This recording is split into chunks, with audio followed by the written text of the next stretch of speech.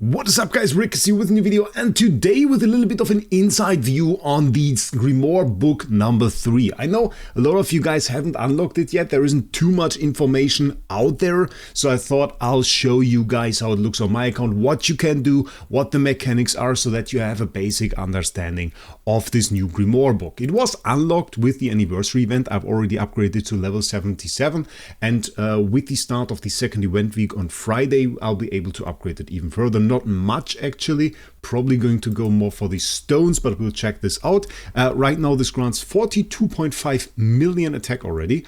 I expect it to land around 100, what is it, 120 million? This one is 60 at the cap, this one is 90, next one will be 120 then. So this should end at around 120 million. Keep in mind, the attack that you see from all of those books always gets scaled by your awakening. So the better your awakening is, the more this will actually scale. For my awakening, it's around ×4. So we get 4 times the attack that we see right here, actually on the hero, on the number there. So that is pretty insane. You can see I already got all the check boxes cleared here. Essentially, once you unlock this book, you can upgrade it up to level 50, and then you need heroes at infusion level 40. That is essentially the max imprint infusion level. We can check this out very quickly here on one of my heroes. I actually have quite a lot of them at level 40 now. We can see level 40, because this one, the enabling caps at 15, and then we have the imprint infusion at level 25. So both of those together, level 40, and then you can go into the new skill tree for the Grimoire with the new stone that we have right here. It's called Origin Infusion Stone, and it's now basically at the same, well, event rewards where you can find the other stones too, so mostly at the Grimoire unlocks in the shop event, for example. The book itself has a few interesting features, nothing that is too new here, just want to mention it because it might get overlooked. So total, you would need 4 heroes to unlock the maximum cap. That is very, very doable in my opinion. It's not super free-to-play friendly, but I expected them to go as much as 6 on those, so like 6 heroes at infusion level 40. They went with 4, so that is at least a little bit better. It requires the same resonance as on the other book, so if you're 100% on the first book and get the 100% stat unlock with the attribute liberation, then you will get that here too. So keep that in mind. And you can already see 14 more levels to unlock the Sigil level cap. The Sigil level cap gets increased with this one more time, which is really great. So we get a few more levels. The cap that I had before was level 50. And now you can see I have a few Sigils here already at level 56. We can see, for example, this one now reaching over 1000% skill damage, absolutely crazy. And we see a pretty high speed, 759. It is rather expensive to do those upgrades. You can see the last one here from 55 to 56, 5430 materials. And if you have no idea how much that actually is, a full slot here, 5 green sigils grants us 1750. So that is indeed quite a lot. And if you're not like searching at a high level for sigils, then well, this will be rather expensive for you and probably will struggle to upgrade multiple sigils, because even the book material that you can usually get from the events will hardly suffice in the pursuit of those upgrades, because this is really a lot. So really the only way to do this is if you are on the hunt, if you want to go for like a specific sigil and you are searching for it at a high level in the book, because that will of course grant you the highest outcome of materials. So if we can check that out, I can quickly show you that. We are in the Tome of Destiny here. You can see I have some of those tomes here at a rather high levels. I think the highest level should be we have Sealand over here. We can just let's do a few Sealand pulls very quickly, because I saw a second ago, I think it was still pretty bad. Or is it Void Campaign? I think it was Void Campaign. Let's go for Void Campaign. We disassemble here, and of course level 6 means we already have like 14% chance for the green ones. So that is not bad at all. Let's see if we can get a nice pull.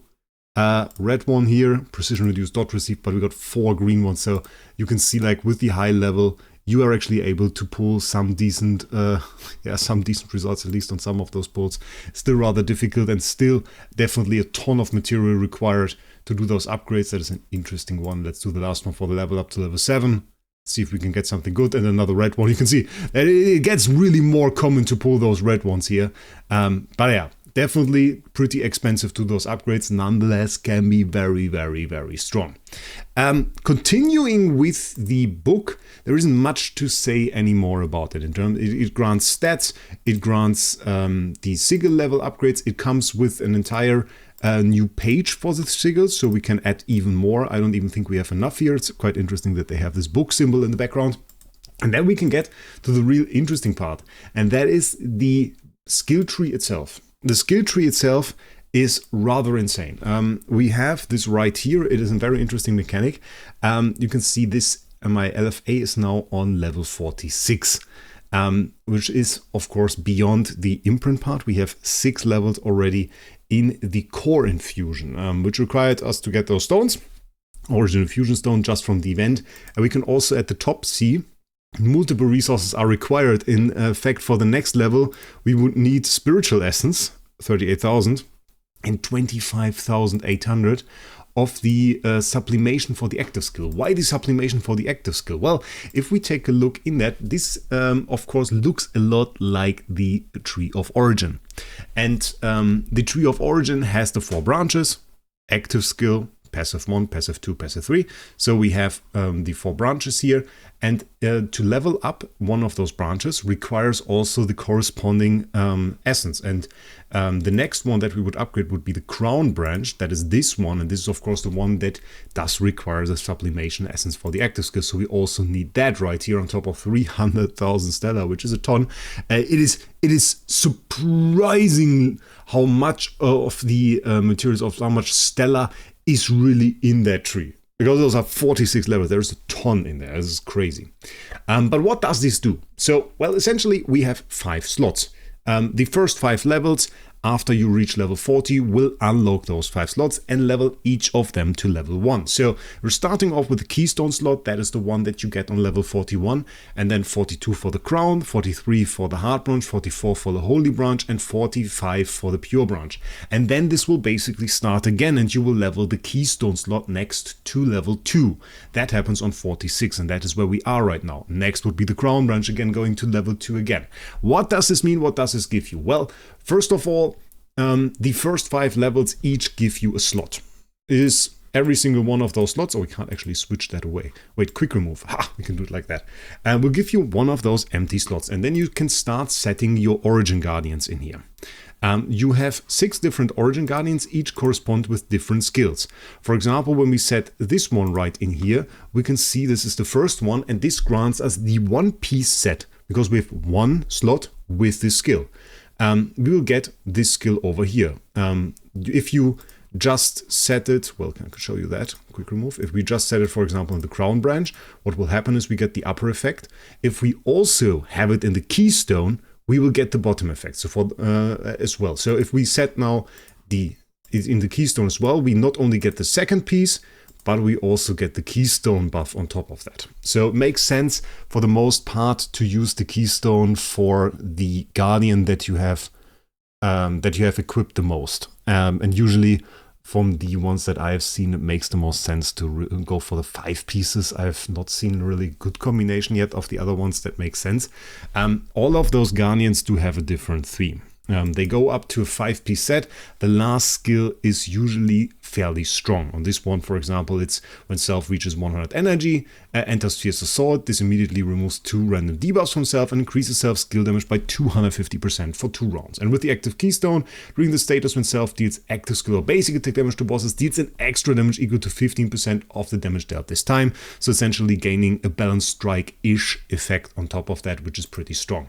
And we can unlock this, of course, by setting our Origin Guardian in every single one of those slots. And we can switch those at any time when we want. So that is no problem if we decide to remove them. If we decide to set another Guardian in there, that is no problem. With this setup, we would have the 5-piece set. If we now swap this out and go for this one, for example, what would happen is we would go down to the 4-piece set, but we will also have the first skill here. So you can set this and combine this in any way that you want. Interesting now is the theme for those different Guardians. For the first one, this is essentially the damage one. You can already see 1500% attack, 2000% of attack. So here you're really going for the damage. And so far, this seems to be the most favorited, the one that people really prefer. There are interesting combinations with the other ones too, though. We have different ones with different themes. This one has, for example, a few buffs. We have this skill increase here, and it's also centers around this shadowless effect, which grants dodge. So we have a dodge-centered effect here. I think I'll have to make a video about this entire topic. So yeah, this is something that we have to talk about a little bit, because dodge has a few problems in this game. And it doesn't really help that they add more sources of it, sadly. But that is something that we have. Here we grant a shield to ourselves. We have a chance to taunt. We get this indestructible effect, which gives us all damage there. So we have a ton of stuff already in here to combine with taunt, all damage reduction. And of course, those effects stack on top of the ones that we already have from the imprint infusion. So you can go like imprint infusion, set some things, you go into the enables and set a few things, and then you have now the tree of origin on top of that, where you also have a lot of customization options. So the amount of customization that we now can put on a hero is actually quite insane. It is of course not very graphic. I cannot go in there and say like, wow, my Espen does whatever insane stuff. It does a ton more damage, yeah, but there's no real graphic effect with it. So yeah, it's a little bit of a thing. I can show you now that my Espen attacks an enemy and the enemy actually dies, but this is, yeah, not very fancy. So we have to talk about it a little bit more in theory, but we'll quickly go over those. I think I just wanted to mainly show this to you.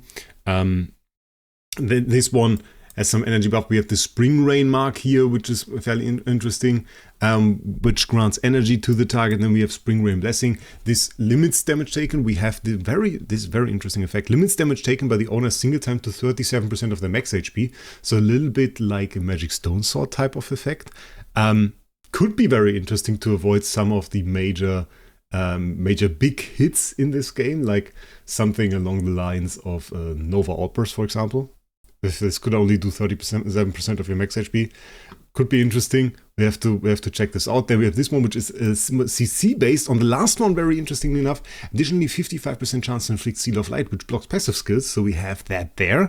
After two releasing active skill 2 times in total. There hasn't been too much experiment with that yet. I wanted to build some teams and check it out. The thing is, it doesn't save informations at the moment.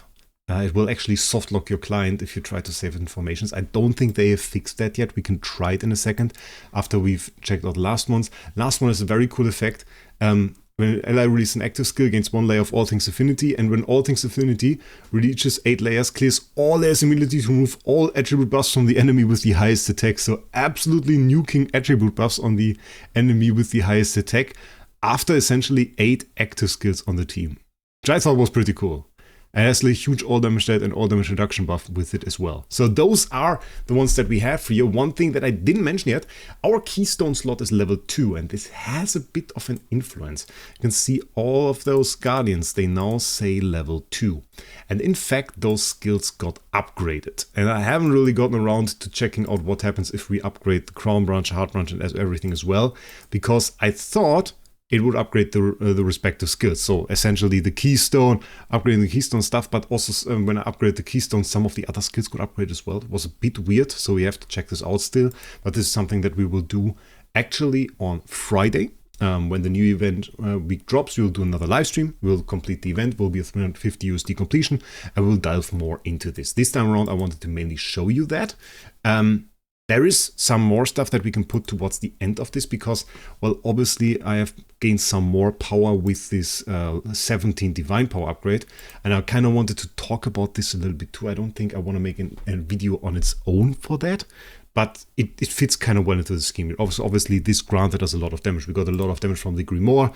I'm not yet sure how I will go for it on the other heroes. I'm obviously on LFA, the Origin Guardian Rage makes the most sense because it just grants us a ton of damage. But I don't know yet how far I will go on the other stuff. Also not quite sure what the max level on this actually is. I don't think they listed that in here. I haven't actually checked for that, which is a bit unfortunate. Fancy. Yeah, the cap level I don't think is set anywhere here because usually it says max quantity 25. It doesn't say that here, so I don't know what the max on this actually is. Yeah, it doesn't say it right here. Info button. yeah, forgot to mention that. The Origin Guardian attribute bonus is something that we have here as well. We get 6% attack and 5.5% all damage. That I think this depends on the Guardian that you equip. Yeah, we can actually get some speed here. So this one grants us speed. There we have all damage reduction and HP. So you can get into some of the other stats here. It's a little bit like the monster stats. I don't think there was something super interesting here. This one with the control immunity offset is pretty cool. I want to see what the max is actually for the control immunity offset. Let's check this out. I mean, it's really ugly UI. It's 5.8% and 16. So not really that cool. And then the last one, control immunity. Okay. Yeah, I guess it's okay. It's not super interesting. I hope when you upgrade the levels that it actually gets higher. I would like to see this at like a decent level. At an interesting level that it at least allows for some interaction. We'll have to see about that. But this is essentially how this works right now.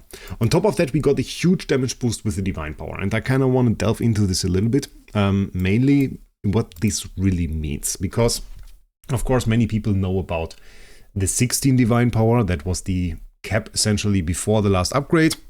Now we go way higher.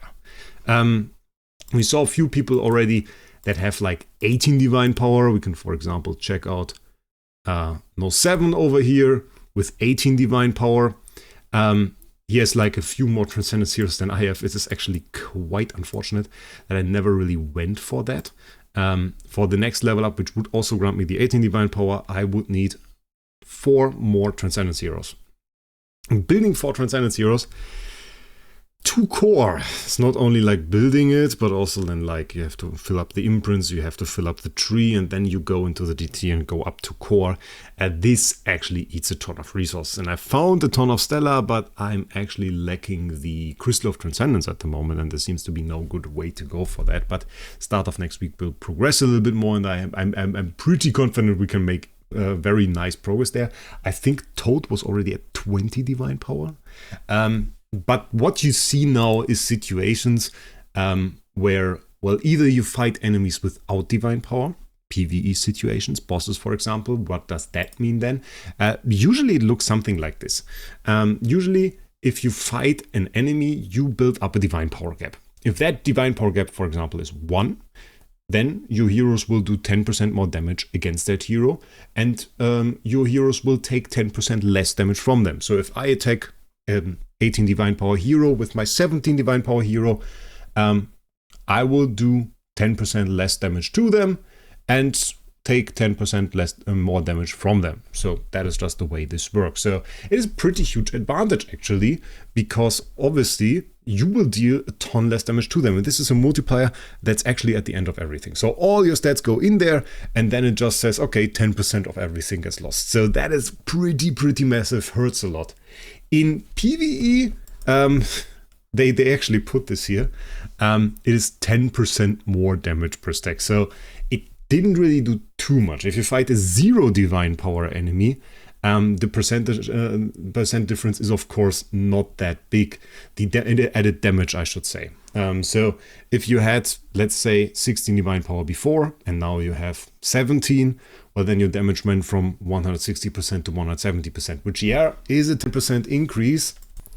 But if you compare the two numbers, so the increase from 160 to 170% is actually just a 6.25% increase in the total damage output. So it's a little bit less insane. It's still pretty good. And if you compare the 60 Divine Power, which was the cap before, to like the 20 Divine Power, yeah, that's 25% more damage in total. So 25% higher damage output. That is pretty insane. So something that really shouldn't be underestimated. And to a stupid extent, it kind of changed the way the game works. So for a limited time, we should say. For a limited time, it just changed the way endgame works, because what the goal right now, and the best thing that I can do for my damage, aside from obviously getting more Grimoire, but it's actually combinable, is to go for more Transcendence heroes, no matter if it really makes sense. I just need to build those, and I need to upgrade them to core mostly, and then I can actually go for it. And then I used this as an opportunity. I went ahead and upgraded Star Alchemist Tom Youngs, so I have now 3 of those, because, well, obviously, the treasures work on every single copy you have of this hero. So if you go into IDA and you put him in 3 of your teams, well, then the enemy has a chance to get doved every single time on every single one of those teams. So it's pretty insane. And then I built some TBBs, so I have 3 TBBs now as well. And now I built also some Wukongs. We finally got to use this copy that we summoned on stream. And now I also have 2 Wukongs. We'll probably build a 3rd one. I don't know yet what else I'm going to do. We're probably going to build a few more. So far, I'm still pretty good on other materials, but it's obviously draining those too. We were at over 1 million on some of those sublimation essences. This was pretty good. Before I started, I was at like 8 million spiritual essence. There is a lot of which have basically been or are gone now. We're still fairly alright. And like TT mats, Stella was at 0. It's now back to 28 mil.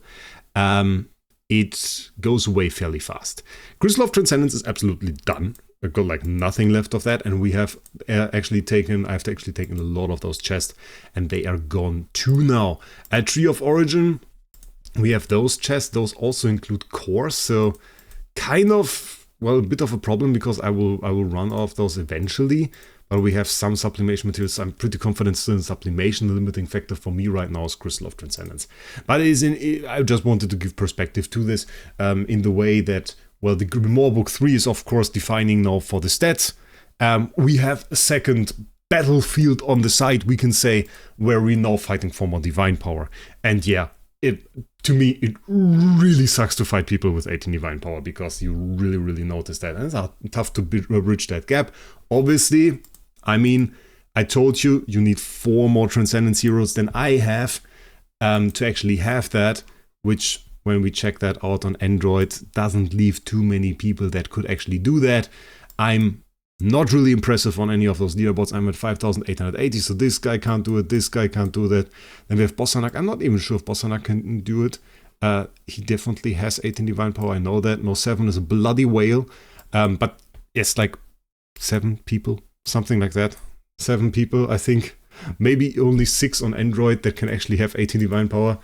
It's endgame. You know how it is. So, was just a little bit that I wanted to show you. Sadly, there's not really too much of a demonstration that I can do here.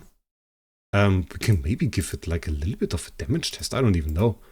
We can just check out how much damage this really does if we just throw it at a Void campaign boss. Shall we just do that? I think that's a cool idea. Do we have crit? We have crit. We have crit damage, okay. I don't know, guys. I don't know. Do we just go in there and try to nuke one? I've not set this up at all. Latest Void campaign boss, let's just see. 10 divine power. Oh, we can purchase challenge items. I already forgot about that. So what do we do here? This goes in... Don't really want to be attacked by the minions, actually. So we put that. Oh, I want to test this. This is pretty cool. Obviously need the SQH. Rest doesn't really matter. Maybe. This probably does it. And then we go... Yeah. Should be alright. I didn't really check anything. We have a proper artifact. Let's see. Oh, if this guy counters, this could really hurt. Or it doesn't hurt at all. Oh, the doves now on this boss. Okay, I mean, we one-shot the boss. Oh, the shapeshifting. The shapeshifting is so good. Because those guys really nuke you. That is crazy. Let's see.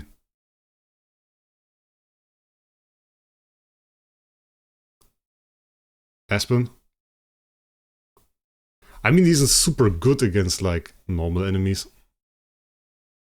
That's so triple speed. Can we get overkill? Overkill? I mean, that's clean. And against the small enemies, as I said, the thing is, they aren't bosses, so he doesn't get the huge damage multiplier against them. That was That was an easy clear 0 damage. So I mean, at least we got to see that a little bit.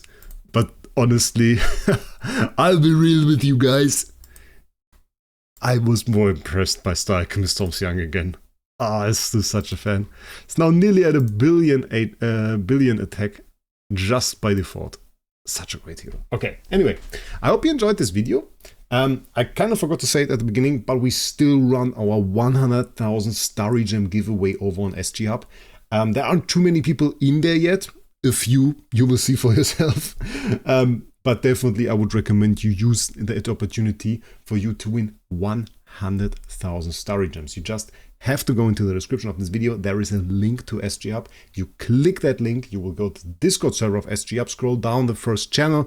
There's a button you need to click to actually get into the server, and then you go to the SG giveaway channel. Not to the Order Here channel. That is actually for tickets if you want to buy some super cheap Starry Gems. If you want to participate in the giveaway, however, you want to go to the SG giveaway channel. There is a button, participate. You hit that button, and then you are in the giveaway, and then you have your chance to win that. You have 1 more week basically to do that. Until then, the giveaway ends, and we will find out who is 100,000 Starry Gems richer. And I'm very interested to see that. We just recently ended our 50,000 Starry Gem giveaway, where we had a very happy winner who was absolutely overwhelmed to get those Starry Gems. So I was happy to send that to him as well. And now we'll see who wins the 100,000. I wish you a ton of luck for that. Probably helps to hit the subscribe button. I don't know if it does, but that has to be a good idea anyway. So hit that subscribe button, hit that like button, hit that hype button, hit any button that you can find. And with that, I wish you a good day. We'll see us in the next one.